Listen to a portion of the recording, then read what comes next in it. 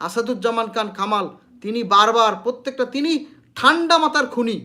অনেকেই বলতেন এই ব্যক্তিটা অনেক ঠান্ডা, কিন্তু আসাদুজ্জামান খান কামাল তিনি যে ঠান্ডা মাথার খুনি সেটা প্রমাণ করেছে। গোটা বাংলাদেশ, আগামীর বাংলাদেশকে নিয়ে যারা এখনও ষড়যন্ত্র করছেন, আপনাদেরকে বাংলাদেশের জনগণ সহ্য করবে না। আপনাদের বাংলাদেশের জনগণ আপনাদেরকে অবশ্যই অবশ্যই এটার একটা রিজাক্ট দিবে।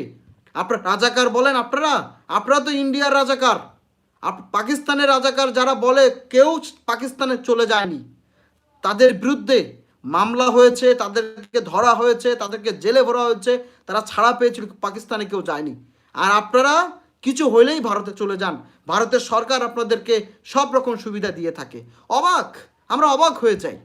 আপনারা ভারতের রাজাকার, আপনারা যারা এখানে এসে বাজে কমেন্ট করছেন, আপনারা ভারতের রাজাকার। এই ভারতের রাজাকাররাই শুধুমাত্র বাংলাদেশকে অশান্ত করতে পারে, এবং ইন্ডিয়ান রাজাকার যারা আছেন তারাই শুধুমাত্র বাংলাদেশকে নিয়ে